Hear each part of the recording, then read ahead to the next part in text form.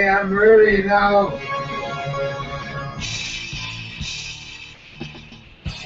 Coming to you from the Radio for One studios in Franklin, Michigan. Welcome to the Detroit Cast. Big fan. Big fan. A show not just free of charge, but free of FCC regulations. And what can we expect? Surprises! Engineered by Jay Timko and produced by Eric Beatty. And without further delay, it's showtime! Please welcome the Detroit Cast. Here are your hosts, Mike and Jay. Just hear Eric giggling over there. Ridiculous. The fucking intro hasn't even ended, and you just hear Giddy. It's downright giddy. pterodactyl laugh over there, just going at it. Hey, it's showtime. Welcome to the show. Welcome to the Detroit Cast, everybody. I'm Mike, and Jay's here. Eric, as you heard on the intro, Timko, the whole gang. How are you, buddy? I'm good. I'm good. I had a fun conversation with my mom on the way over here. I love those. Yeah. Not conversation with your mom, but my mom. Understood. What happened? How's Cheryl doing? She's well. Yeah. Have you told her, by the way, that you're even doing a show yet? Well, that's what I'm getting to. I've been a little reluctant, not because I'm not proud of it, but it's just one of these deals where she has no idea what a podcast is. Yeah. And so I've needed a few minutes to kind of put aside so I can explain the whole thing and kind of let her in on what it is. And I hadn't called her on Mother's Day, unfortunately. All right, I'm not the only asshole. Right, real quick.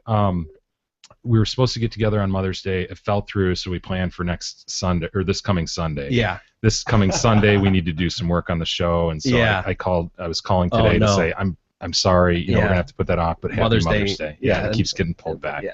I was gonna invite her over to clean my house like you, but no. So for the record, my mom invited herself over to clean my house. Yeah. That was her Mother's Day treat to herself. It's nice because I can't afford to get her anything, and so she treated herself to cleaning my house. Very nice. So I took the opportunity to tell her, this is what I'm doing with Mike, and oh my goodness, Mike Webster. Yeah, that's right. She's the Mike Webster. She's lady. The one that came up with Mike Webster. Yeah. So I told her, all right, this is what a podcast is. It's sort of like a radio show. I'm doing this with Mike Walters, and my mom, oh, how is Mike? Yeah. And I say, good, and she says something to the effect of, well, is he married with a bunch of kids now? And I just start laughing. I was just like, whoa, what? And she took my laughter kind of different. I was laughing because, well, it's just not Mike to be married with a ton of kids. Yeah. But she goes, oh, that's right, he's the gay one. Gay one. I was going to say, didn't your mom, wasn't there something with that? There was something. What was that? She pegged you as gay at some point in the last 10 years or something. Yeah. Like back when we were hanging out in high school, it wasn't like that at all, but we were, I don't know, at a wedding or something, and she's like, No, someone said something to her like, oh yeah, Mike's gay or something, and she went, I knew it. Took it literally. Or something like that. Like she was just insistent that you were like the that. gay one. And I'm going, I don't think there was a gay one, and Mike's not. Yeah. And she said, no, I know it was the one with the fancy long hair. So I don't know what that long means. hair, gay, yeah, same thing. Yeah. I had earrings. So what I did was I offered to shoot her a link to the podcast, and I figured if she could listen to your Sam's rant yesterday, she'd realize that no, in fact, you're not gay. Not a big fan. Oh my God! So then I'm kind of signing off. So wait a minute. We've been doing shows for a month now, and you didn't. But it's not like your mom and dad live out of the country, right? And they don't speak the language. They live here in Michigan. They do. And you haven't bothered to mention that you're doing basically a radio show. It didn't come up. Okay. It didn't come up. It finally did, and now they know all about it, so they're interested. So then I get over here, and me and Eric are sitting in the kitchen, and my dad calls like, "What's this about a radio show?" And so he hears my whole conversation with my dad. I know. I heard him laughing his ass off while you were talking. Yeah, and I'm like, "Yeah, Dad, it is. Yeah, it's an interesting iron I have in the fire. You're right." Yeah. Eric's just dying. This laughing. is my lawyer son Right. doing a radio show now. Interesting. Yeah, he was kind of perplexed by it. Unorthodox. Yeah, is that the phrase. So then, but anyway, backing up to the conversation with my mom. So, oh, okay, that's interesting. And oh, thanks for calling on Mother's Day. You have a great time with Mike then. And I'm signing off. And she finishes with, I always knew you'd be great on the radio. And I'm thinking, what? What a mom thing to say, you know? Totally. It's like, Totally. I've been a lawyer for 16 years. When did it occur to you that I would be great on the radio? Thanks, Mom. Click. That's No offense, but she doesn't even know if you're good. She just knows Exactly. you're doing it. She just.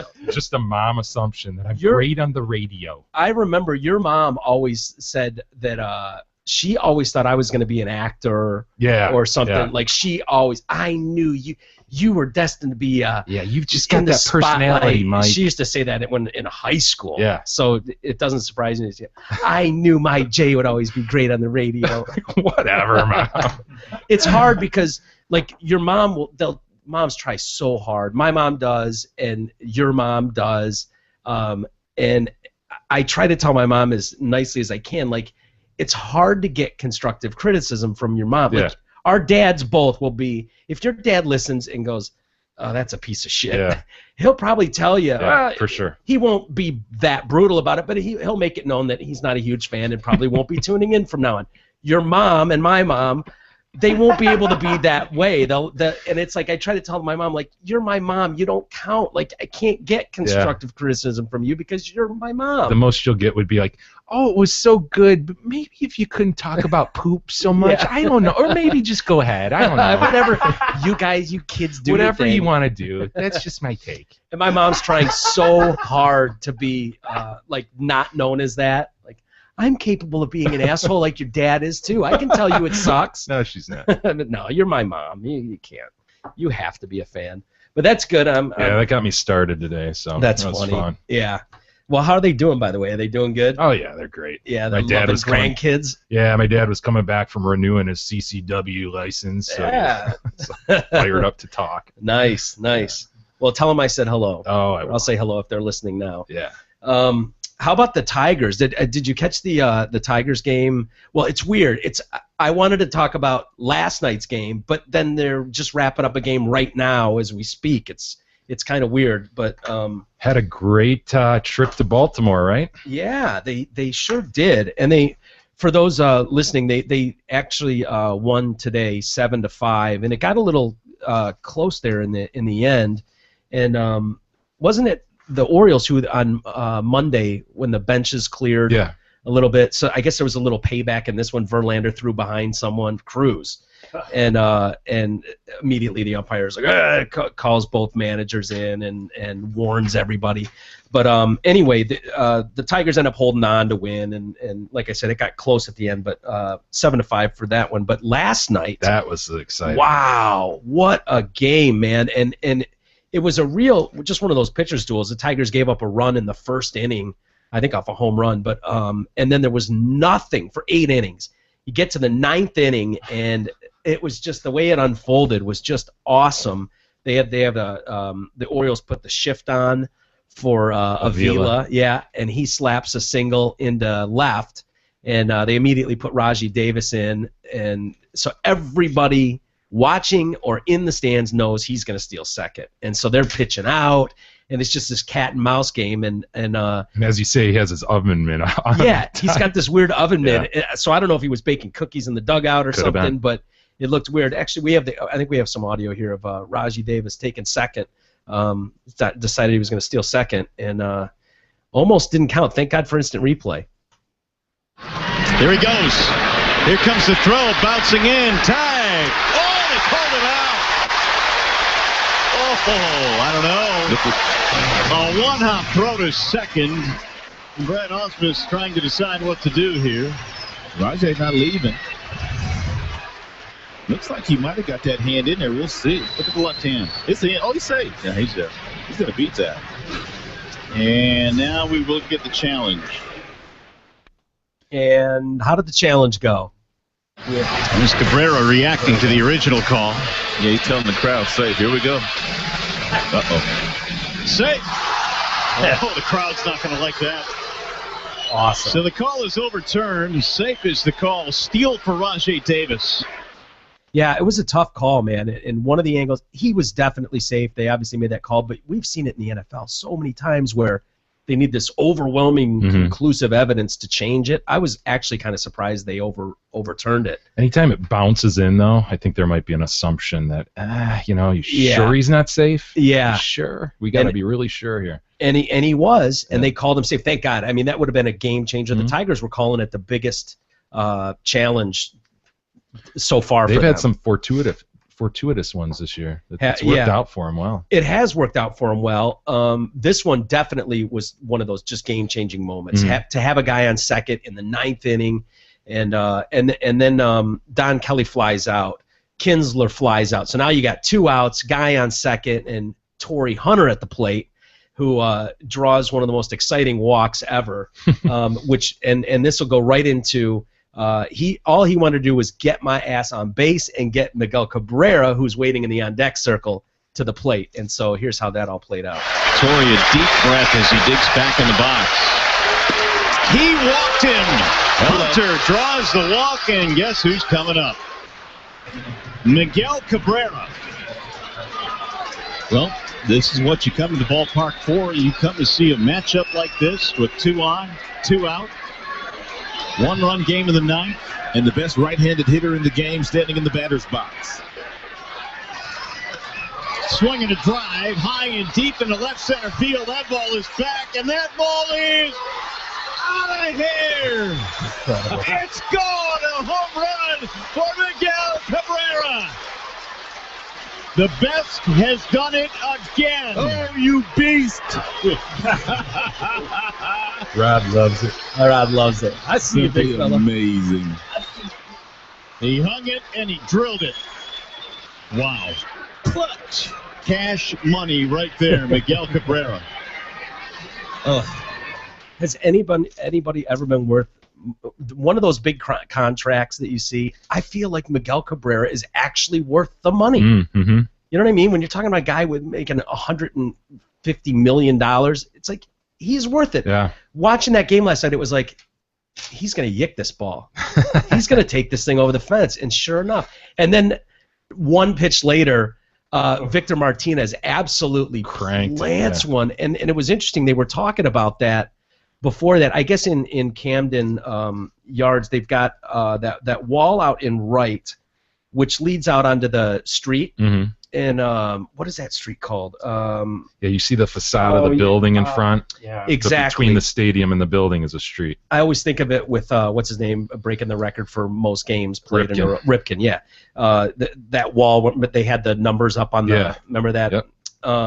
But that street, whenever someone's hit a home run that's landed in the street, they've marked it and put a marker in the cement. Oh, that's cool. Yeah, with the team, like it doesn't have to just be an Oriole.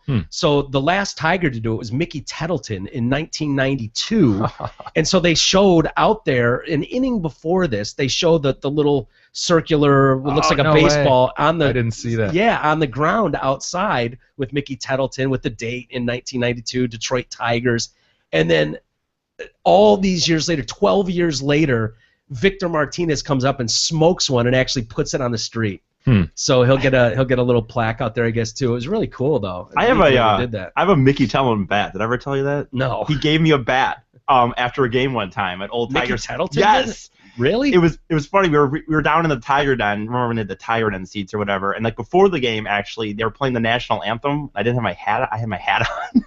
And Mickey Tettleton's like, "Hey, kid, take your hat off or whatever."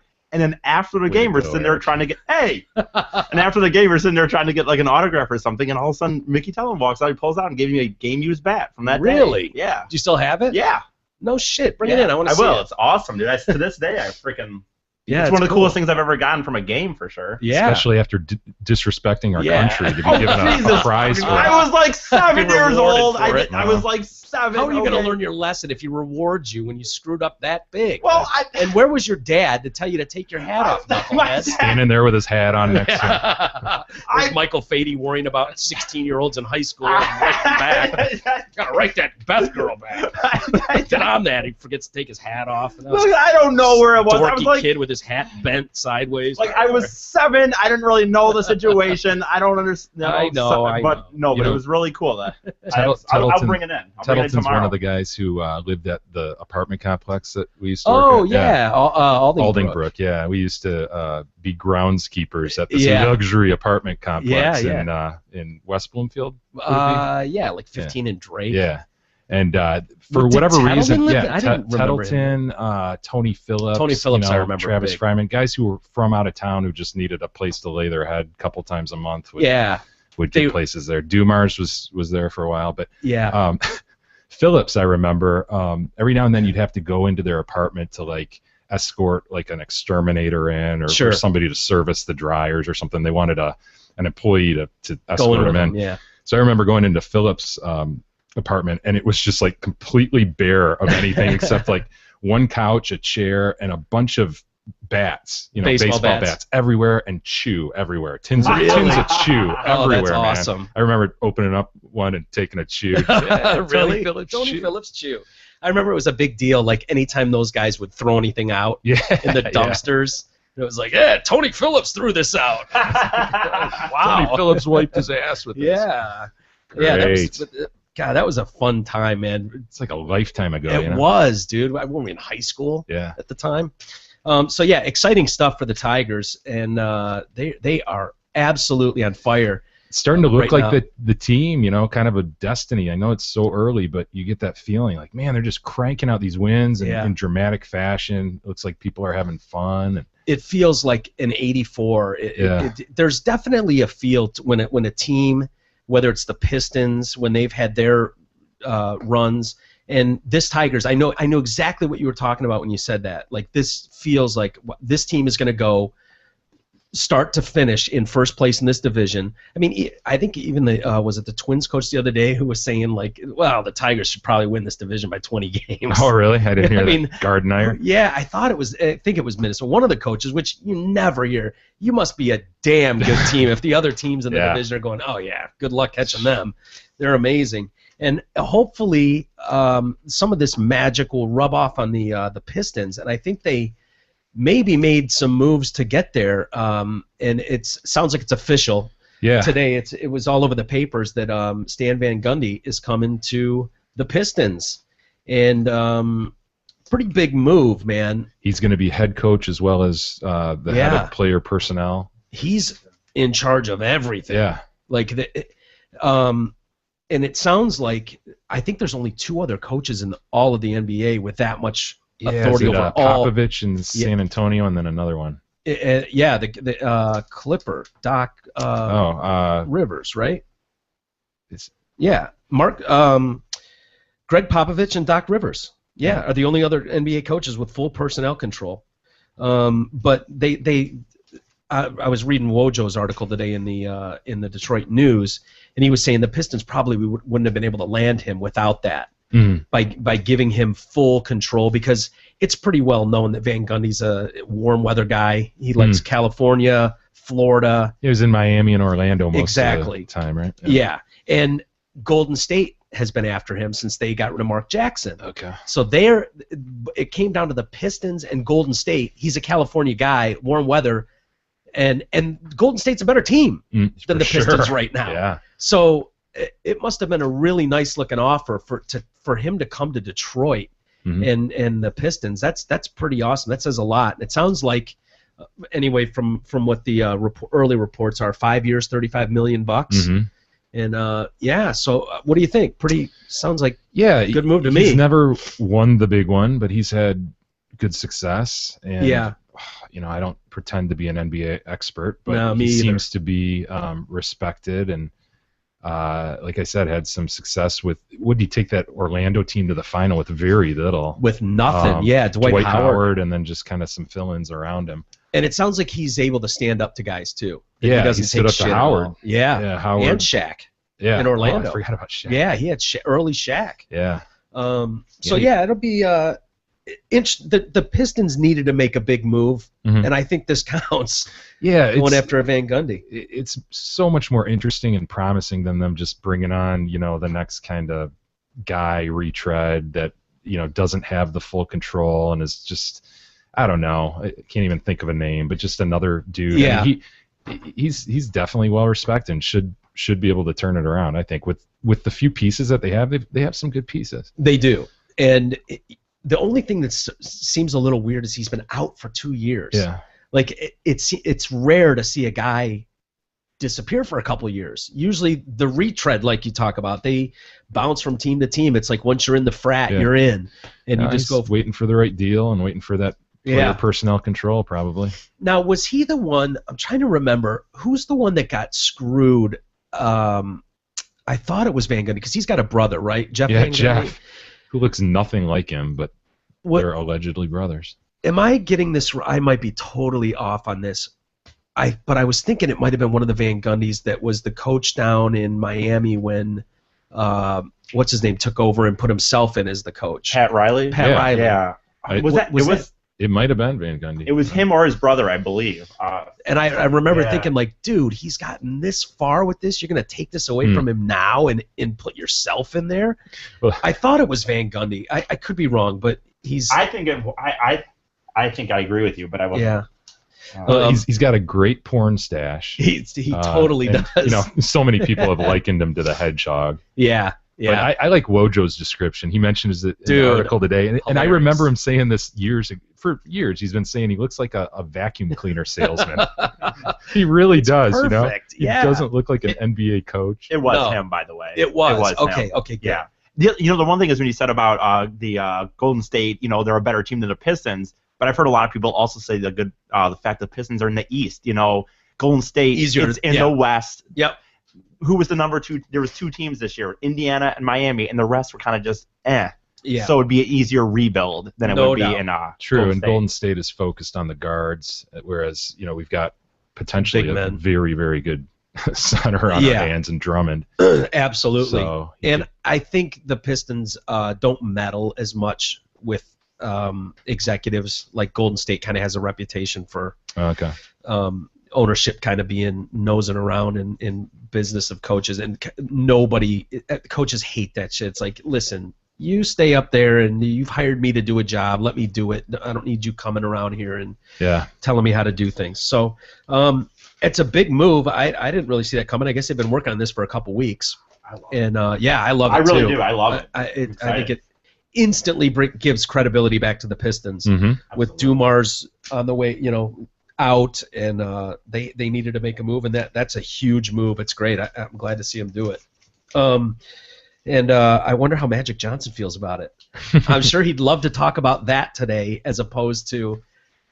Good He Lord. could be a part-time owner. Didn't you hear him? He said, right? Didn't you hear Yeah, that? he's he one could of be the doing it if Dodgers. he wanted to. Well, no, he said in He that even interview mentioned the last night. Pistons. Yeah, he did. That's what I was saying. Yeah. What was that he mentioned about the Pistons owners? He was just saying that I could be an owner already if I wanted to be an owner. He was deflecting this idea that he was setting this up to end up owning the Clippers. Yeah. Saying, look, I've been asked about Golden State being involved in that. That's right. My good friend Tom Goris. Yeah, I Detroit. could own part of Detroit. Blah blah blah. Did you see his interview, by the way, with Little Anderson Cooper? Yeah, Any parts of little it? bit. And the AIDS. It turned into an AIDS discussion. It was kind of awkward. It's weird. He came off so much better. Although, how hard is it to come off looking better than Donald Sterling in an interview these days? But man, Jay, I think you absolutely were so right about this guy is actually doing himself a service by just talking more and more. He just looks crazy. Mm-hmm. And he's making himself almost look better by looking so bad. He's almost making an insanity defense for himself. Yes. And people are going to end up forgiving him as just this old geezer. Yes. Just put him to bed. When Give him Magic some got warm the milk. AIDS. Yeah.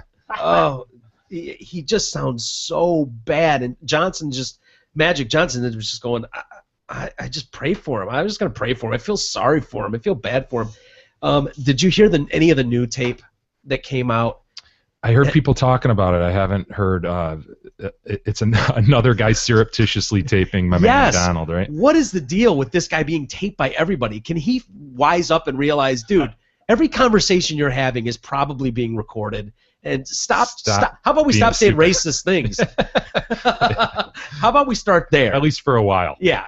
At least, I mean, even in your own house, you're not safe. So, yeah, that's it. For a little bit. Just for a little bit. Let's just time out. Or maybe he's just 81 and doesn't give a shit anymore. Just doesn't care. Whatever. What can you do to him? But he does. He's so hurt. Oh, he's so hurt. My granddaughter, they wouldn't give her candy because they don't give candy to racists. He's such a weird-sounding guy, man. And do we have who is this? Who is this guy, by the way? Maserati? Is that for real? His name is Maserati? Some rapper. Is he a rapper? Yeah. And he's just on the phone with Donald Sterling. Apparently. I heard little snippets of this, and I was like, okay, we got to listen to this. He sounds like an idiot all over again. And do you have it there? Yeah, we got 2 of them. Okay. If at any point, Jay, you get bored with this, tell me, and we'll move on. But it breaks my heart that Magic Johnson, you know, a guy that I respect so much, wouldn't stand up and say, well, let's get the facts. Let's get him and talk to him. Nobody tried. Nobody. I'm here on Beverly Drive in Sunset across from the Beverly Hills Hotel. I'm just telling you that. You know, if I would see Magic, I would rather see him in my office or in my team or in my building than anybody else. It's fun. I respect him. I like him. In fact, he's black means nothing. And when he had some difficulty in this world, I prayed for him, honest to God. I got on my knees in my synagogue, in my temple, and I prayed for him because I felt so bad. And because I played so much myself. Like, who does he think he's talking to right now? But he's talking to a black rapper. Just in case you wonder, and maybe you don't agree, the vast, overwhelming amount of white people don't even see the color. They don't think about it. Is that so? No, I don't know if black people feel the same way. But my heart is broken. And Barbara Walters says, I'll give you exposure all over the world. And I thought that maybe you have exposure. Well, honest exposure. I'm recording you right now. Yeah, the honest side. The other side. And she said it would be good if you had somebody highly respected. And it just came to me that maybe it would be good. I thought it might be good for Magic to sit there with me and answer whatever questions she asked him. Did you hear about the comment Obama did that he gave the speech? I'm a lawyer. If anybody calls me and asks me an opinion, I say, let me review the papers. You know, I want to check. I don't give comments unless I do. Why would he make a comment without talking either to Magic or somebody here or review the papers? I think that was such bad judgment on his part to make a flippant comment from Malaysia. Our president, and he's a good guy, and I like him. The V. Stiviano stuff that I heard is what I'd love to hear. Is that on the second call? Do you know, or I don't know, but I'm trying to think of a. All right, you won't believe some of this stuff, Jay. Let me tell you what she did. Did I tell you what she did for a living? No. Okay, she went and bought 3 cars. And she leased those cars to illegal people who couldn't get a license in L.A. Then she leased houses to people who were foreign people, criminals, who couldn't get a house, didn't have the qualifications in terms of, didn't have ID, you know what I mean? That's how, so she bought those houses. I mean, she rented those, and then she rented it to the people. Now, that business is gone. I don't know what's going to be. But that's how she survived.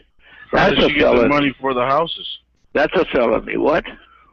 She had the money to get the houses, or she worked for a company? Okay, she didn't buy the houses. She leased the cars, paid the biggest interest, like 3 cars, and she leased it to people, a lot of people who were in this country illegally, who didn't have a driver's license. Then she went, they wanted to live here. So she went and she rented the apartments in her name. and put people in. With your money. Then she got panicky. She thought she was going to be arrested. So then she went and she worked pro bono for the DA's office to show she was giving her time to the district attorney. This is worth Then it. they fired her because she didn't work. I mean, this girl's been around, but she's made money, and she made money doing it with illegal people. Then there's a guy that she gives money to every week. She gives him $300, and he gives her $600. The guy Jimmy. Nobody knows what he does, but it's probably some kind of a drug money, you know. Deal. She gives 300, he gives her 6. The family is fabulous. Fabulous. Honest is the day of the poor, you know, and she treats them with a whip. I mean, she just orders them around, puts them in a room. She's got Papa Sterling's She's cash. They mean, got to listen to her. Mean. If you talk to 10 people, you get all this information. You know, she's just mean. And How you doing? if she's mad, she won't feed the girls, the sisters. They go to bed without dinner. Unbelievable.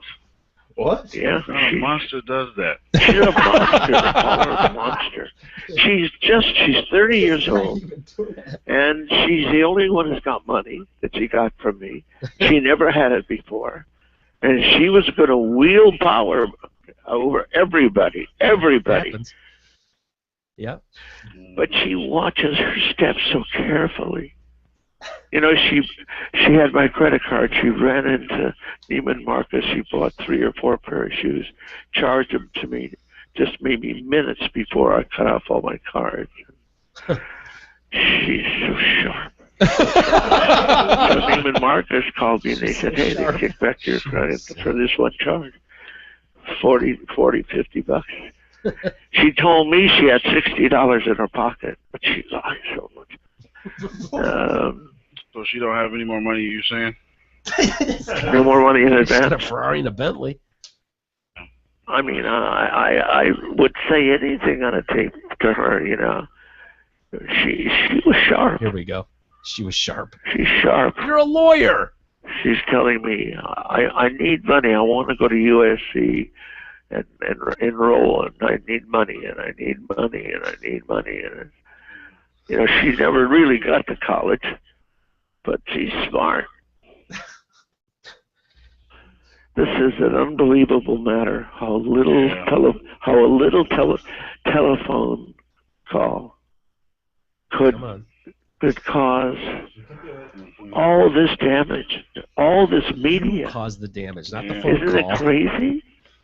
What made her want to even? I mean, what made her want to even give the tape to them? Did you guys break up or something? Same thing that made you want to do No. it, Maserati. Did she just wake up and say, "Hey, let me call TMZ"? She asked for money. She said she wanted money. And I said, you know, you never said in the beginning you wanted money, and I gave you money, and I'm not going to give any more. It was my fault. That's it. Okay. Okay. I could have stopped it if I'd given her more money. But it would have happened next week or 2 weeks, wouldn't it? Duh. Is that all of it? Yeah, that's all it's on that one. Where's the... Is he talking about her in the first call then? Fast forward some of that first call. God damn it! The best part is the only part I really wanted to hear is that where he's talking about her. It's unbelievable, and he's talking about he let Clippers players stay at his apartment, which is proof he's not a racist. You know, black guys were in his apartment. Why would they be staying at his house? And then he talks about his sex life with Stiviano. Yeah. Which is the real part that I thought was in that part. Go ahead and play on that. Let me find the. There's more of them down here. I'll find it. Yeah, see if you can find the part about the sex life. That's really all I'm interested in. There you go. Such an odd character, though. Yeah, he really is. I'd love to know what this that he relation, speaks and- this Maserati. They act like they're friends. Yeah. I don't know, man. Trying to make sense of this thing is impossible. It really is. But I wonder if he knew he was being recorded this time. Is that? I met her with Holden at the Super Bowl, and is this it? with Al Davis, or was and then what happened was I came back, and 2 months later, this girl's in my office, and she says, "I couldn't stop thinking about you for 2 months since the Super Bowl." Well, that's got to make somebody feel good. Yeah. She says, "Is there any privacy here in this building?" Well, I own the whole building. So I said, yeah.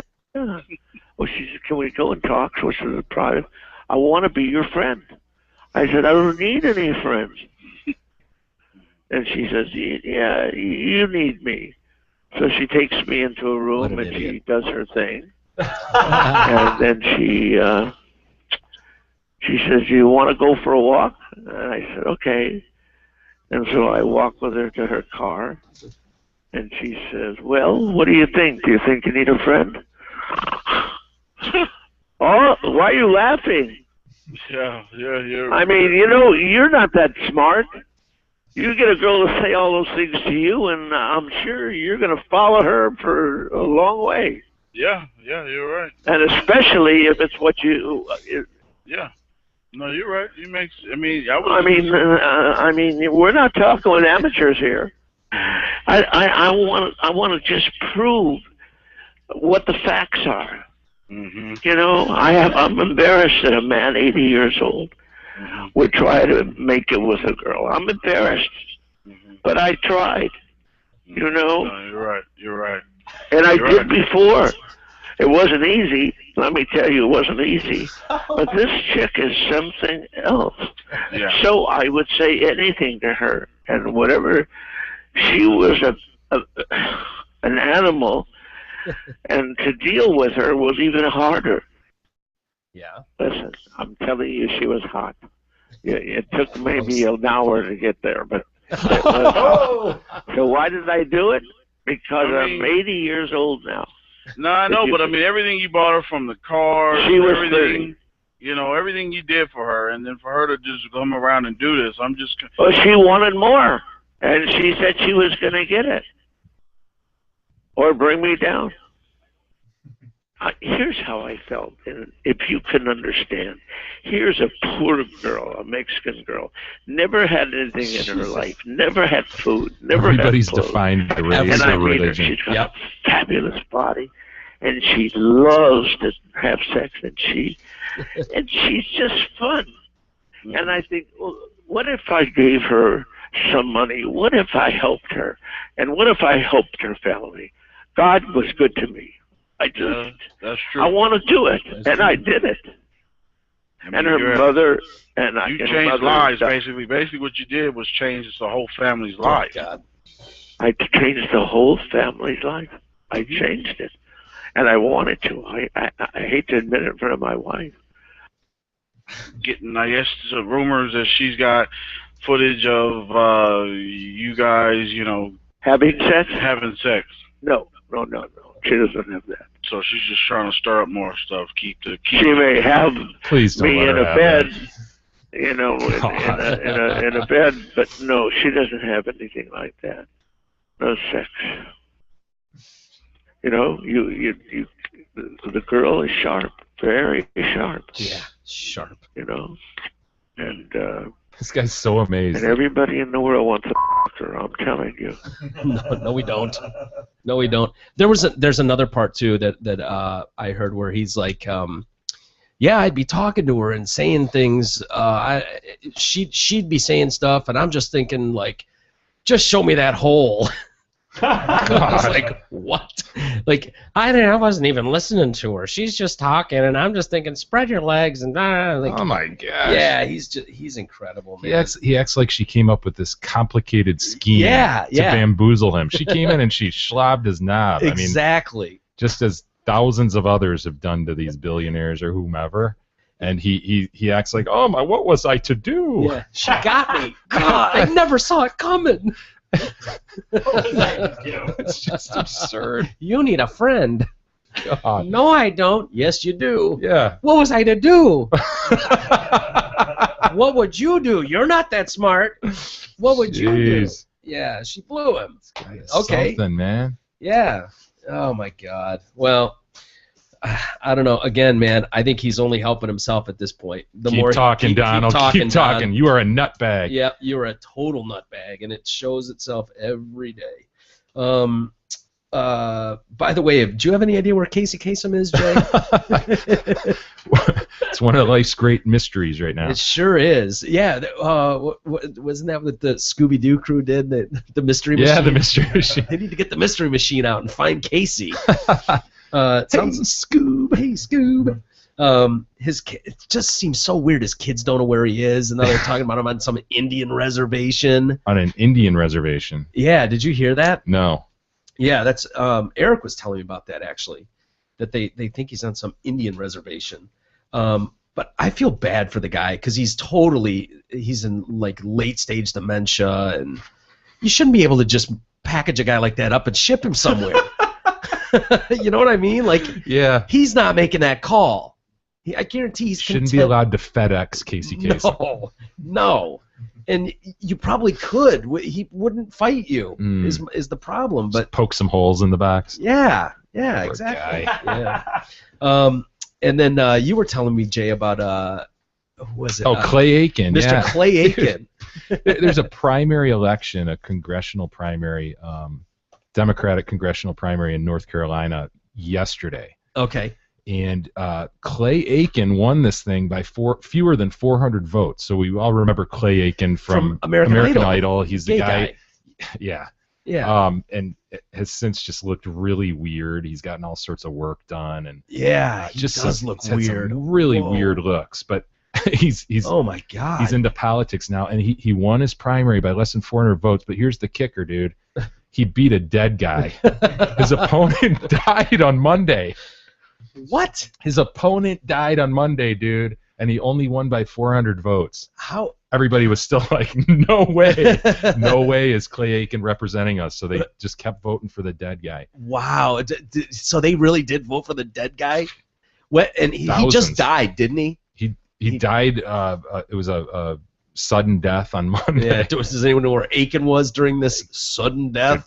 Good point. But I guess he's in a completely conservative district, so even though he won this primary, he's going up against somebody who's just going to crush him. You think so? Crush him like the little bug that he is. A conservative, if it's a real conservative area, you would think that the gay guy would not fare that well, Well, right? it was a Democratic primary, so only Democrats presumably are voting for who they want to put up against the conservative. Okay, but in the end, he's going to get walloped. He's going to get crushed. He barely beat a dead guy.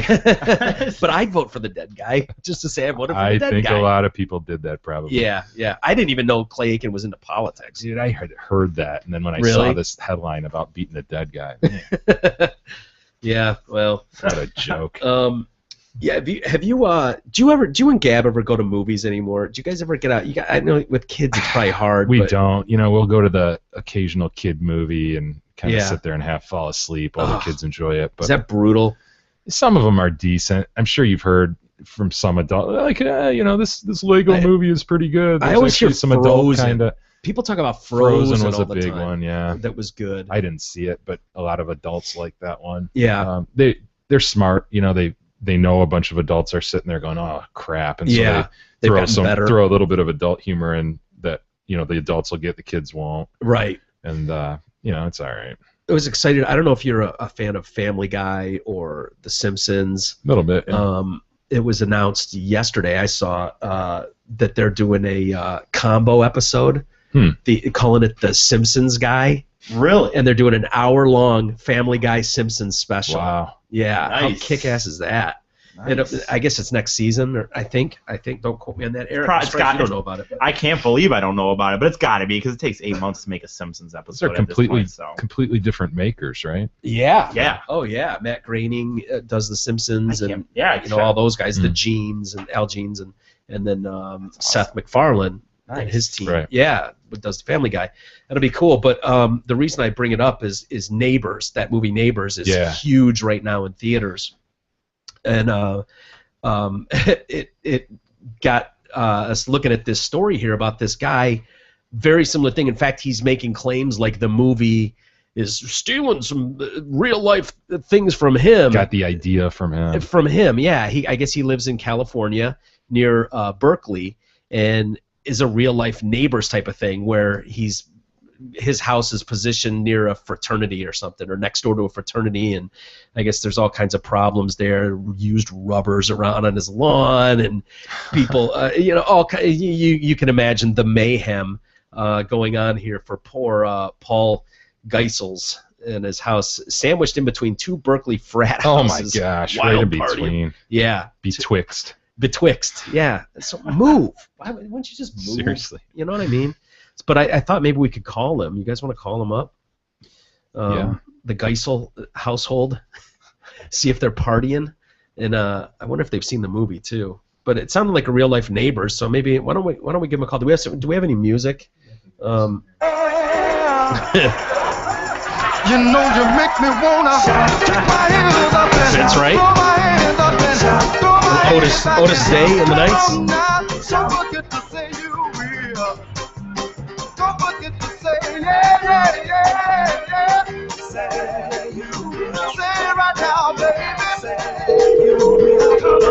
Come on. Say you will. Say that you will. Say that you love me. No one is available to take your call. Please leave a message after the tone. Hey, Paul. This is Mike and Jay calling from the Detroit Cast. Saw your story and thought it was interesting. Maybe we'll try you back here and catch you at a better time. Hello? Yeah, Paul? No, this is actually his brother-in-law. Oh. Yeah, I heard your message, and let me give you his phone number. Who are we speaking with right now? I'm his brother-in-law, so I'm at the house in Berkeley. Oh, you are? Is there any crazy partying going on right now, brother-in-law? No, not actually, because it's finals week. Oh, so do you have any of the same stories as Paul does? Not anywhere severe. Because what's happened is since Paul started the lawsuit, they've been ordered by their lawyers to be careful. Wasn't that 4 years ago? Something like that. The wheels of justice move slowly because lawyers are paid by the hour. Yeah, those pain-in-the-ass lawyers. Ugh. Hate them. The obvious question it begs, why doesn't Paul just move?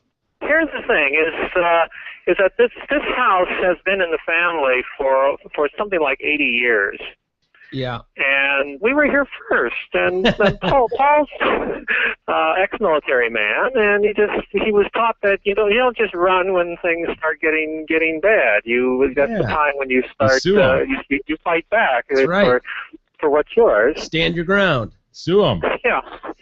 And the thing is, when I was a child, I'm actually in this house. This property is basically where I was born. I was born in a hospital, but spent my earliest years of my life, and it was a very beautiful place when I was a child. And on one side of the house, we had a boarding house. That's now the Sigma Alpha Mu house. Okay. But when I was a child, it was Mrs. Logie's boarding house, and Mrs. Logie didn't put up with any nonsense from her tenants. No way. How different it is now. Yeah. Yeah, and the house on the other side, which is the Chi Phi fraternity, at that time it was a sorority. Oh. In fact, I believe the story is I heard from my parents is that they said that we'd like to buy your property so we can tear everything down and put in the parking lot. And my grandmother, whose house it was, didn't want to do that. They said, our only other choice will be to sell it to a fraternity, and you know what that'll mean. And lo and behold, it played out just as you suspected. Now, let me ask you about growing up next to a sorority. Yeah. That must have been pretty interesting. Oh, well, the thing is that I was really very, very young then. I was first grade or something. So that's not too young. Still no window peeping going on? Yeah, I would have been. And then times were a lot more innocent back then. Yeah, well, it's better than a magazine like we all had to do, go in the woods with a magazine. You got to see it right there, That would have been awesome. Actually, I remember most about the fraternities when I was a little child. was that they would make these wonderful floats for the big game. They would decorate their fraternities with these wonderful exhibits for the big game. Some of them were really impressive. It took a lot of work that went into these things. Well, the flowers alone, there were millions of them on each float. Yeah, well, these were things that they would put in front of their houses. Right. And usually they were built, I think, pretty much out of chicken wire and crepe paper, that sort of thing. Oh, I remember it well. The chicken wire, the crepes, and the flowers and then individually put in there. I remember one where they actually had built a waterfall. It was wonderful. Goodness. But I mean, Serious? it was. You're not serious. You had that sort of thing, and see, I don't remember the wild party. But it was more clean fun back then. Clean fun. Like. But how would you have a waterfall wouldn't that just destroy the paper on the? Well, they probably put in they made the waterfall out of the paper. Oh, I see. That's neat. A lot of spirit. Yeah. So you never really looked through the windows of the sorority next door, then? Never? The fraternity? Yeah. Well, I mean, I was 6 years old. How about the fraternity? Maybe. No. Innocent little kid. Now, did you ever get to go to the parties though? I remember those were some wild parties back in the day. Frats and sororities. Well, I didn't go to school here. I mean, I was. That's all right. I said, I was a child in Berkeley through 2nd grade. I see, but you're there now. I mean, there's nothing that would prevent you from joining the bash now. Go over there anytime after finals are done. You know they're going to have some wild parties going on. Oh my gosh, what a great place to live!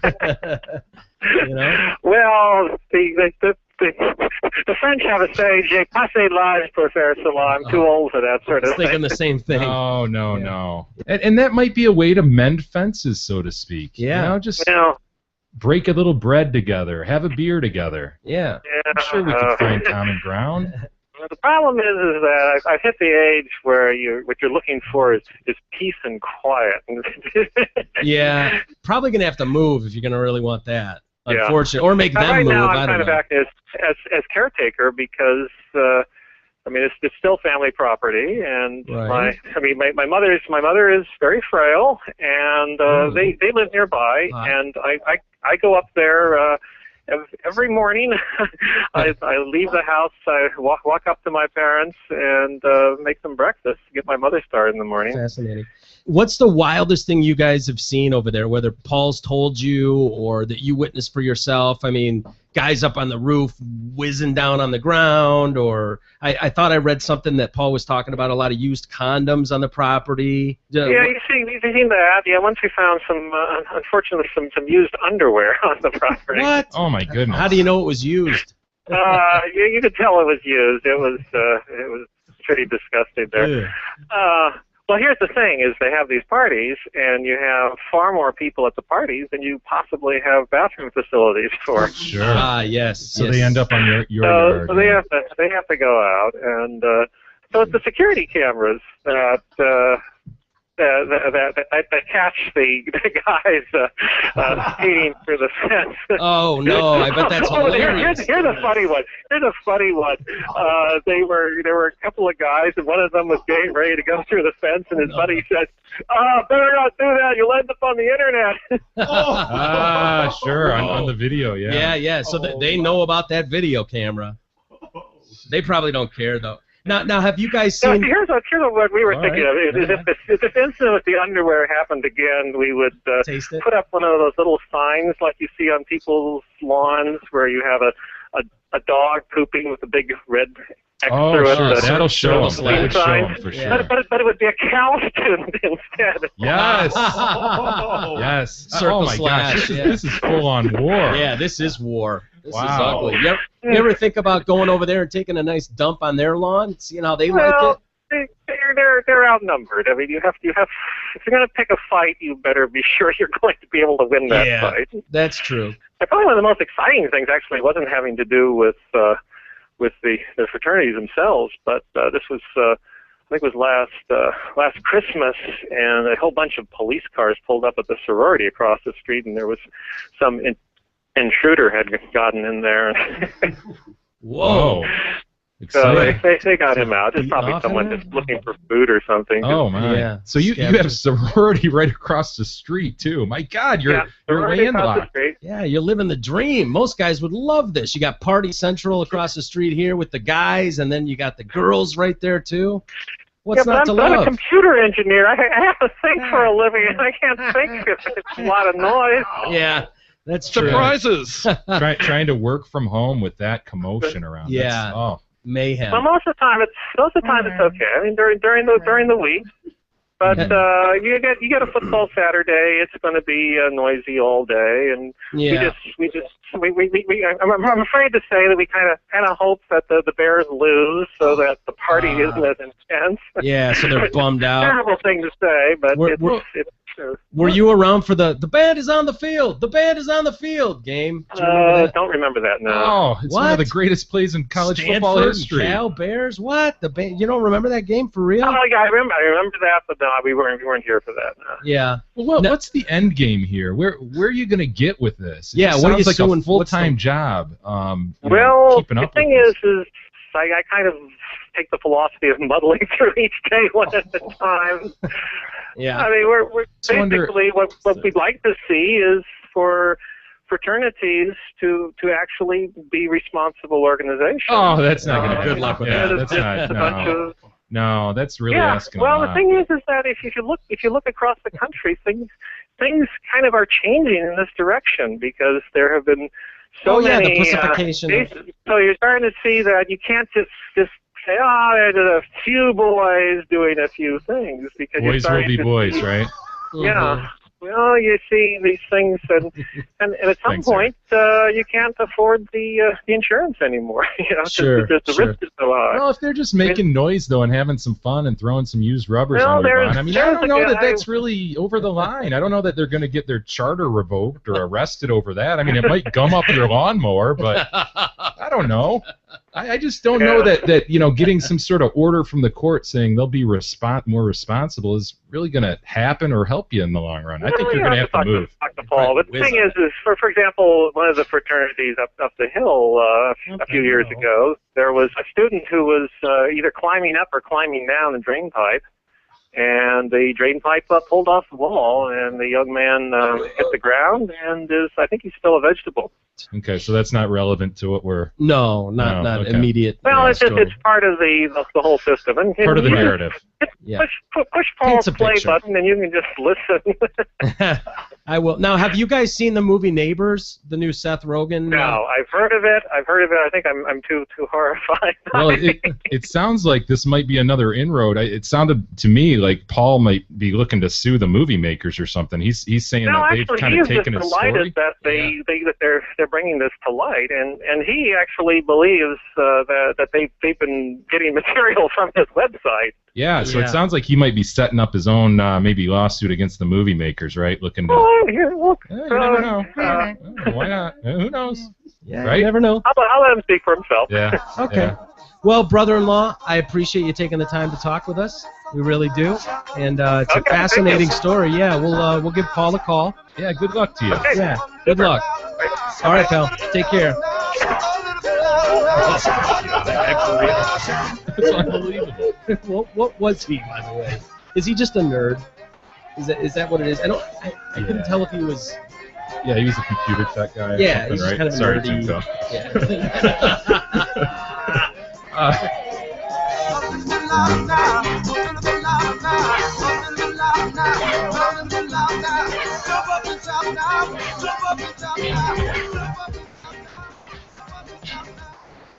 Continues after this short break.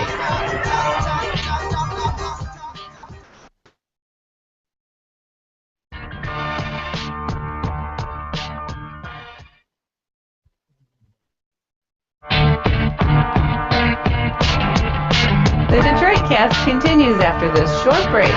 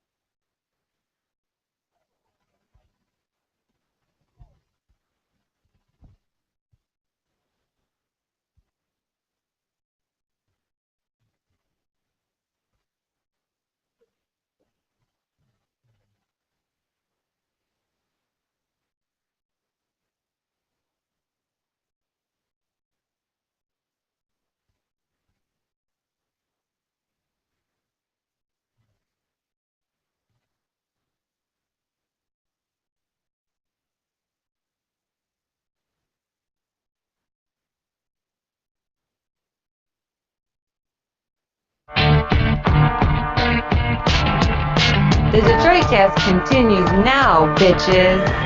Here's Mike and Jay.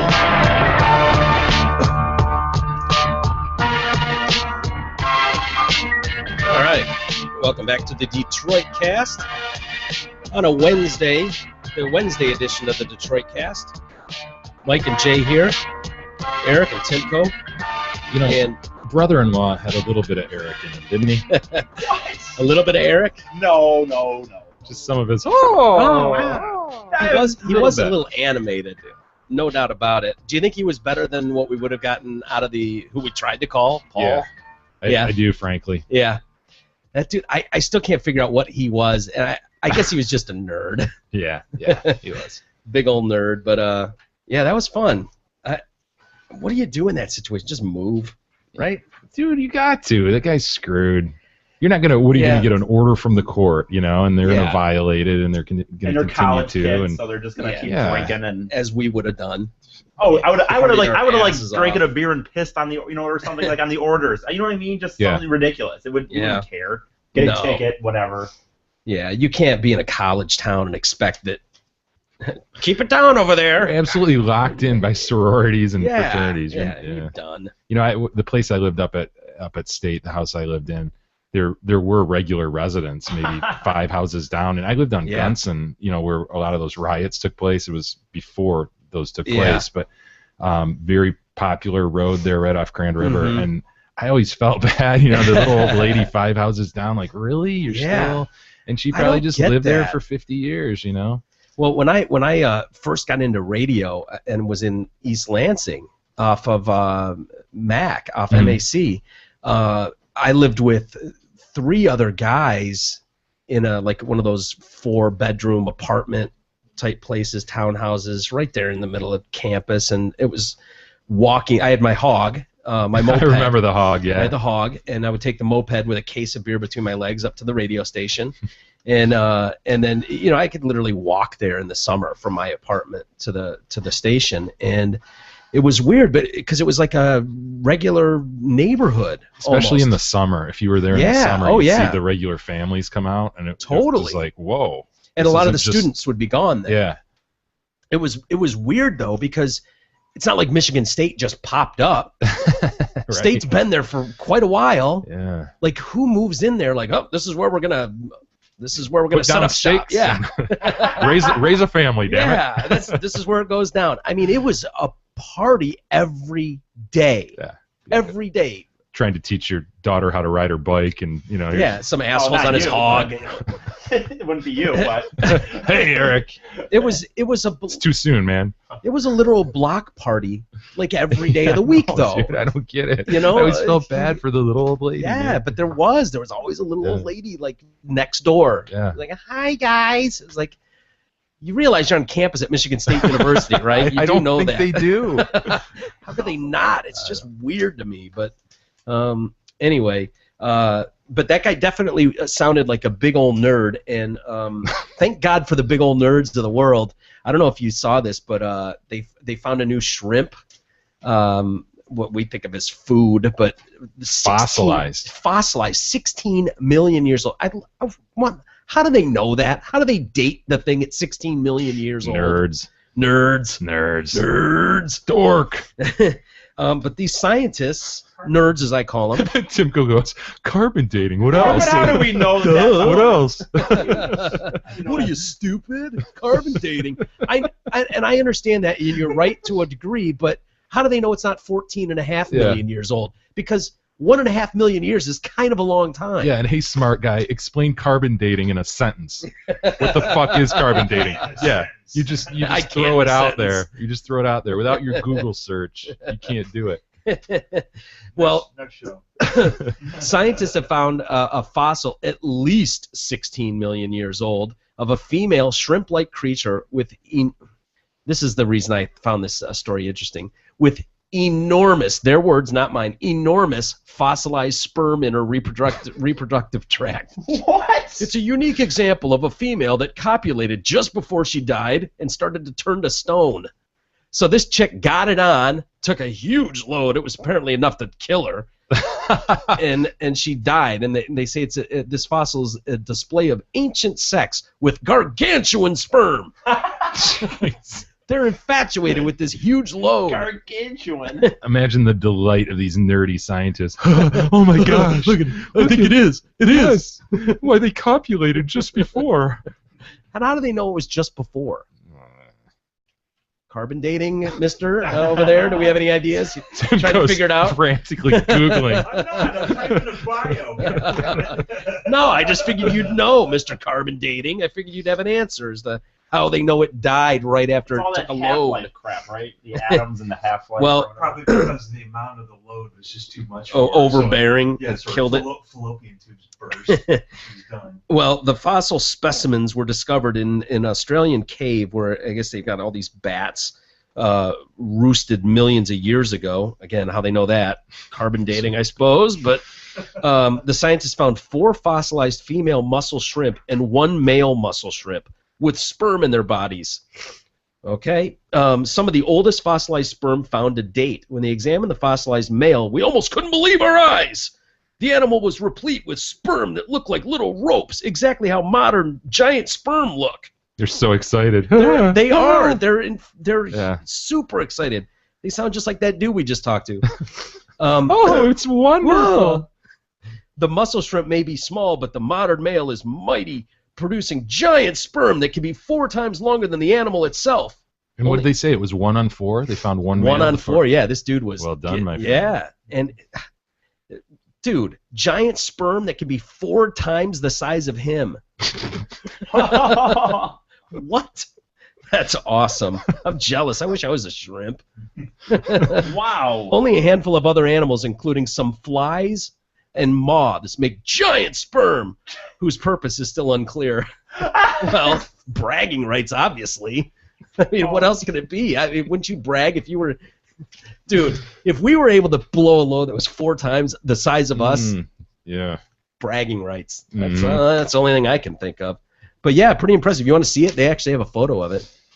I'm quick to point out those little rope-like things. That's yes. it. Oh, That's the sperm. amazing. Yeah. Science don't really care. You Next. don't. I'm so like intrigued by sperm Yeah. and I know you are. fossilized sperm and space, outer space. And Jay, every time you just go, next, whatever. Next. Yeah, don't care. I don't understand that. That I is know weird it's to me. weird. Lawyers. Yeah, exactly. All the same. None of them care about space. None of them. Or sperm. It's weird.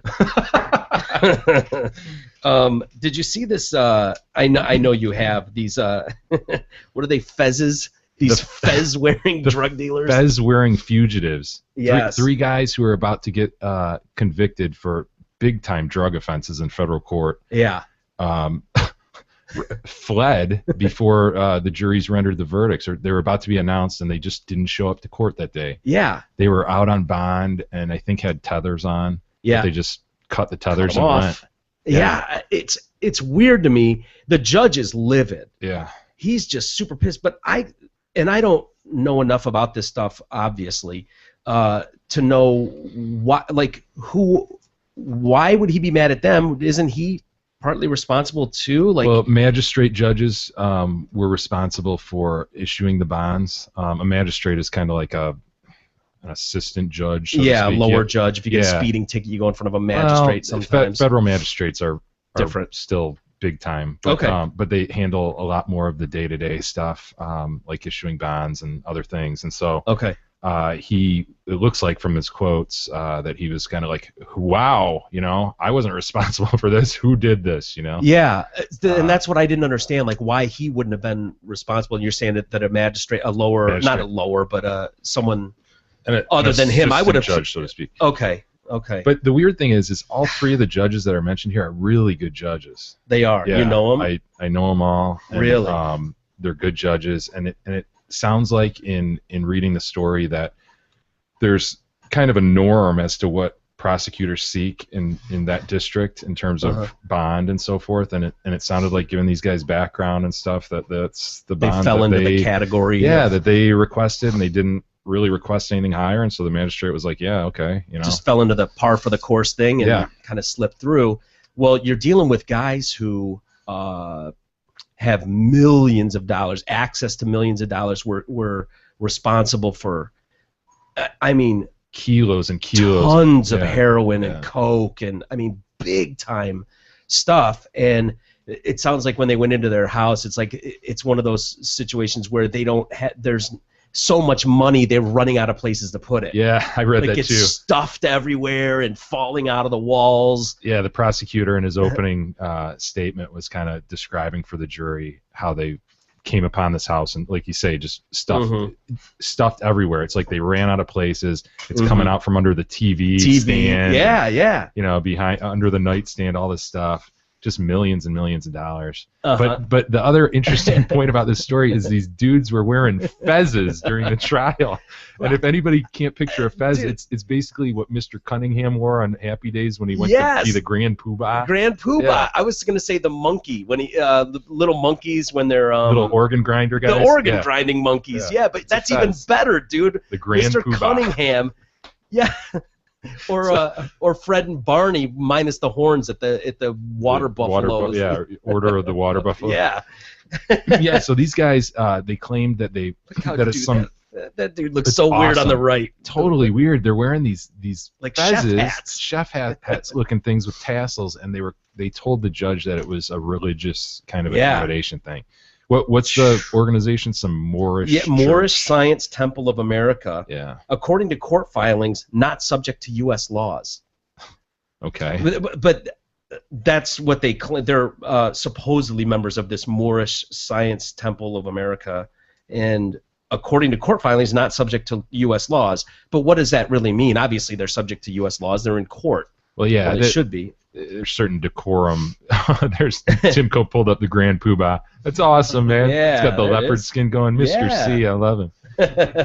No, but the judge in his frustration and where are these guys? I want them brought in. Yeah. He mentioned, I let them wear fezzes against my better judgment, sort of thing. Yeah. He was absolutely insulted by it. It was like it's disrespectful to the court. And I let it go. And against my better judgment, like you say. Weird, dude. Why would he? Just trying to be cool and like, okay. Yeah, they claim a religious thing, and he knew that was bullshit, though. Sure, yeah. Totally. But what I don't understand is why they would have. I mean, these guys, they had to know that this was a big enough deal that it was going to be in the papers. This wasn't a small-time ring. These were big-time players with access to tremendous amounts of money.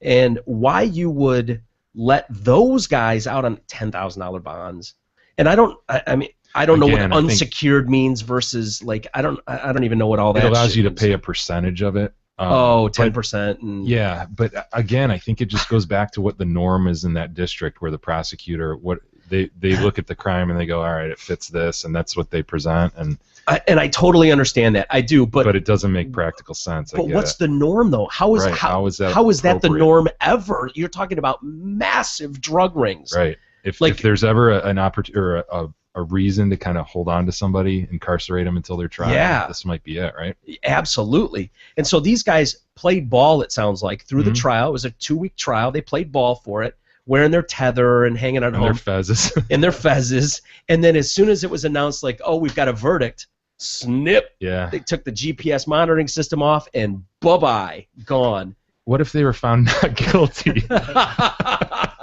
Yeah. Damn. Shit. Are you shitting me? They found us not guilty. You gotta be kidding me, man. This is bullshit. Just kidding, Yana. Yeah, just kidding. I forgot I had to come in today. No, they should be easy to find, though, with the fezzes. Yeah. Well, I don't think they're still wearing the fezzes and the graduation tassels. Sure? Yeah, dude. It's weird. This Ernest Proge. And then the other two Powell brothers. Yeah, the Powell brothers. Do you think they're in the country? Or do dudes like that just get out of Dodge? I got to think they get the hell out of Dodge. Yeah. Well, they asked, as far as this religion goes, they asked temple official, this Kenny Martin L. of Greensboro, North Carolina. They were asking, like, hey, have you seen these guys? Did you help them? People are wondering if they're getting help on the outside from, obviously their religious affiliation with this Moorish church you mentioned. But they would not say Tuesday whether the group had helped the men flee or if they knew of their whereabouts. We don't want to elaborate on that, he told the news. In other words, hell yes, we helped them, but we ain't going to say shit. They are in their skin wherever they are. Nice. What kind of comment is that? They're in their skin wherever they are. What does that even mean? They're in their skin. Well, Jay, you're in your skin wherever you are. Yeah, Eric, you are. About as big a fuck you as you can get, right? Yeah, I would say. I love this too. The U.S. Marshal Service, meanwhile, offered a $5,000 reward for the arrest of each man. Ooh, spread out, $5,000. Yeah. Wow, $5,000. You're gonna risk your ass and try and bring these guys down. Bring Scarface in for $5,000. Good God, guys, come on, seriously. Yeah, I don't know, man. I guess I just don't understand in the big picture, like how you could think for a second you could trust that these guys and their rap sheets. I mean, running from the cops, taking cops on 10-mile chases, high-speed chases. It's not like a little old lady first offense kind of thing. There's a lot of embarrassment, I'm sure, and a lot of finger pointing going on. It's exactly what it is. And I don't think I've ever seen a judge come out so verbally outraged in quotes before. He is taking this personally, and in his face, like, they disrespected me in my courtroom. Find them, like out of a movie script. And again, these are good judges. All the judges involved here are good judges. I bet you could. I was actually. It was nice to see a judge get that heated. To be honest with you, because so often you think of it just like, oh, another case. They don't really care. Like, you could tell this judge personally felt like these motherfuckers did this to me in my courtroom. Find them. Fez wearing bastards. And before the order goes out to find these pieces of shit, I want to know how this happened. Like he's pissed. Yeah, dude, it's good for him. And I'm sure they'll find him. I want to know if this is something they'll track out of the country, or if it's one of those where, because we've seen stories before, it's like, I can just get across the border and you're gone. Get to Ohio and you're good. No one's going to come after you. Well, we read that story. Murderers, sex offenders. I mean, get out of the state lines, dude, and they're not coming after you. Wow. Jay wasn't here for that, but that doesn't mean maybe he didn't see the story. It was a humongous story in USA Today. Tens of thousands of warrant people just skipped bail, just took off. Murder, rape, and they wouldn't go after him. And they wouldn't go after him. And because they're out of state. Out of state. I know. You're looking at me like I'm crazy because you would think, out of the country. Now you're dealing with the other countries' laws, and it gets ugly and tough. There were people. No, we're talking out away. Of state, blocks away. You're out of the courtroom, but if you think about it from their perspective and reasoning, it costs a lot of money to go after someone, and for them it's like, garbage is out of our neighborhood. Exactly. They ain't coming back. Fuck it. One piece of paper off their desk. Yeah. He's down in Florida. Good. He's not in Farmington Hills anymore. Bye-bye. In that article, they had people that were giving quotes that had multiple. Remember that multiple offenses, and they're giving quotes. I know they ain't coming after me. Yeah. Yeah. It was crazy, dude. It was one of the wildest stories I've ever read. I have a feeling they're going to track these Fez wearers a little harder. Yeah, that Fez thing is getting you. You don't like so the weird, Fez man. hats. I don't like them. Well, we've just got a couple minutes left. Should we do a couple Ask Erics? Absolutely. Do a little Ask Eric segment. I need some moral guidance to get me through the evening. I wanted to start with this one that one of our fine listeners posted. Who was it? Emily Chris. And she just took a picture, didn't copy and send a link. Just took a picture of the story of the paper and posted it. I love it. To read it off your phone. I could totally. This is something I would do. I'm right there with her. But she thought of us when she saw this. Dear Amy, every fall my sister, cousins, and a cousin's sister-in-law have a weekend shopping excursion in our home city. We stay in a hotel, treat ourselves, shop for our children, and go out for lunches and dinners. It's a great time to reconnect. I have a sister, Wendy, whom we do not invite. She is offended to the point of tears when she finds out we have not invited her. My two sisters and I are very close in age, but Wendy hasn't been as close to this set of cousins as my sister and I have been through the years. We're all married, stay-at-home moms. Wendy is divorced, working mom with one child. Oh. There are several reasons we do not include her. We know she doesn't have very much money for such an outing. She also does not have many of the same interests as we do. We're all very active churchgoers, while she only sporadically attends services. Plain and simple, she does not really fit in with us anymore. She takes it very personally, and last year even came over to my house unannounced, crying about it, which upset my children. Shit. And caused my husband to threaten to call the police if she did not leave. Now she barely speaks to me and has told our relatives that I am a horrible person, even though I've helped her. How can we get her to understand that she should perhaps find another set of friends whose lives and interests align more closely with hers? Sad sister.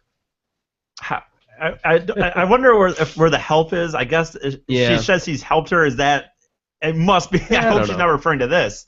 I suppose. I don't know. Wow, what a bitch! Like, can you imagine? Like, at first when she's kind of like, well, you know, we're not as close, the age. But then you start hearing, well, she goes and, you know, she's divorced and she sporadically goes to church. It kind of reminds me of the one. Remember the one we read of the woman who was like, how do I get my son to stop being gay? Yes! I know he's doing it just to attack me. Oh my God, that was before Jay, but yeah, that was. It sounded like that, where you've got someone that's so absolutely out of touch with reality that it took the and she advice sorry to put him straight, which is why I wanted to read this one too, because the response to Sad is great. Dear Sad, first let's establish that I agree with your sister. You are a horrible person. Awesome. Who is this? Is this an Abby? Or you probably can't tell Amy. because it. Oh, no, Dear I didn't know. Dear Amy. Okay. Yeah, ask Amy. Ask Amy. You are a horrible person. That's awesome. Obviously, you can do whatever you want and associate with or exclude whomever you want, but you don't get to do this and also blame the person you are excluding for not fitting in. The only way your sister would ever fit in would be for you to make room for her. You are unwilling to do that, and that is your choice. But her being upset is completely justified, and you'll just have to live with that. Perhaps that is something you could ponder from your church pew. Awesome. Because despite your regular attendance, you don't seem to have learned much. Oh, that is awesome. You never hear those responses. You always just hear, I love especially that, you know, you haven't learned much, because everybody knows that person that like goes to church every Sunday. They make, you know, they'll be on your ass about it. Yeah. But then in the end, you know, the minute they get out of church, they're really not that nice of a you know, I've known a few people like that. Oh yeah, they think just by going to church, that's it. That's they're better than everybody already. Yeah. Wow, I don't even think I could say it any better. I mean, that's just amazing. Okay. And what a bitch, by the way. It was an email. Yeah, from Steve. An email from Steve. Okay. That's that really makes me happy. Hold on. Yeah, let me hold on. Let's see. Okay, I'm trying to find. I've got some good ones here, and I want to make sure. Okay, we'll start with this one. All right, Eric. This one was to Carolyn. Dear Carolyn, when is it advisable to tell a loved one you are concerned her relationship is not worth staying in, assuming no abuse? Does that make sense? Is that the whole question? Or? Relationship is not worth staying in, assuming no abuse. My 30-year-old wonderful sister-in-law has long wanted to marry her boyfriend of 12 years. They live together. She supports him financially, but he seems totally lazy or uninterested in marrying her. I think she deserves so much better. Neither my husband nor I have really expressed these concerns to her. Should we, or should we just trust that she will do what's best for her? No. Concerned. Don't trust that. Is there a picture attached? No, unfortunately. But see, in this situation, for one, good for the guy, by the way. If this guy is able to get this chick, she wants to marry him. He's not doing it. He's living her for 12 years, and she's paying for him. Yeah. Hell yeah, good for him. But on that note, no, yeah, you gotta tell her. She's not gonna know, because people are stupid when they think they're in love and they're gonna change, or I love him and blah blah blah. No, fucking, you gotta be like, this guy's a loser. What are you kidding me? Like, you're paying for him and you want him to marry? Yeah, you gotta say something. Yeah, what do you think, Jay? Sure. What? Yeah, I'm with Eric. Listening. He wasn't listening. Jay wasn't listening. I'm reading listener email. I love it. No, it's all right. I made a very conscious effort today because the last time I did not pay attention. So I got a couple of listener emails here that are cracking me up. We've got a real just quick hitter by Kevin Hager who just wanted to say he's pumped up. We're going 5 days a week and eat shit, Eric. Okay. Thank you, Kevin. I love it. What? You know what? Whether they're, like I said to Jay the other day, whether they're booing or cheering, man, they're making noise, dude, right? yeah, exactly. Oh my God, That's what Dale Earnhardt once said, by the way. Dale Earnhardt. Quote Dale Earnhardt. Nikki Sixx used to say that. You rock and you suck mean the same thing. Exactly. It's not fucking nothing. Go ahead. What you got? But thank you. I will, Kevin. We've got clarification that Brian was indeed referring to you when he called you Mark yesterday. Oh, okay. See? So Mark sucks, of course, was directed at you. It was not directed at me, that means? You get the eat shit, Eric one. Yeah. It's better. I'd rather be called Mark than eat shit. No, and then I'm not sure what to think about this one. We've got Susan telling us that she really loves the show and she's happy that she can listen with her kids in the room and not worry about too many F-bombs. Okay. Well, there's been a few today. Yeah, sorry, Susan. Yeah, we're better. No, Earmuffs. Yeah. I'd like to say that it's better in the sense that I don't think there's glatuitous swearing, but I don't know that content is necessarily. Watch your language in front of the lady, punk! Hey, I'm glad her kids. Yeah. That means they're becoming fans. If you want to talk, if you want your kid hearing all about giant semen loads, then that's cool. At least they didn't hear F-bombs. Yeah, Condoms that's and mucking up lawnmowers. Yeah. Eric, did you just say the F word? Well, no, we haven't been. Well, we're better. Is there any more? Is that it? Oh, that's why you weren't paying attention to my segment? Yeah. Let's get to the eat shit one. Figured you could handle something alone, Eric. I know. It is your segment. I made a very conscious It's called effort. Ask Eric, not Ask Jay. I made a very conscious effort today to not get sidetracked in my own mind. Last time, I'll have to fully admit that he read one that I just wasn't paying attention. Oh, no, I know. I can tell.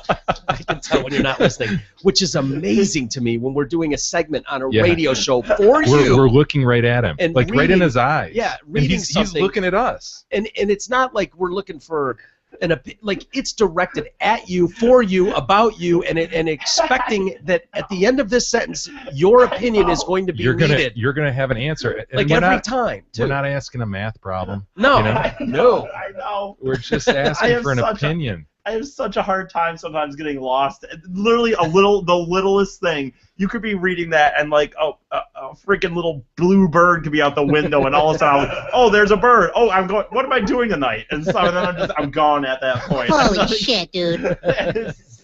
Yes, I know how it works. It's still remarkable to me, but I you know how many times times it works. There was times. I mean, not that either is bigger than the other, but there was times that when I was interning on Drew and Mike, and Drew was talking to me, and all of a sudden, like I was like, oh, what were you saying? Like. I know. I remember it well. It made for some dynamite moments on the air, and it will in the future as well. Oh boy! All right, we've gone long enough. Okay. Let's call it a day, boys, and. Want to say thanks to everybody for listening, and the great news is we'll be back tomorrow. Yeah, we'll be back tomorrow, and it seems like And the we've been next saying day. that every day, and every day. It's really a lot of work. There's a lot of work that goes into doing this thing every day. It is, man, but Holy it's fun. shit! I hope everybody's having as much fun as I am. Yeah, I know. We just made Eric spit out water. Holy shit, dude. But yeah, hopefully everyone is having as much fun as we are. It is a lot of fun. Thank you all for listening, and continue to pass the word around, and we'll continue to keep doing it. So thanks, and we'll see you tomorrow. Jay, I'll see you tomorrow. Alrighty.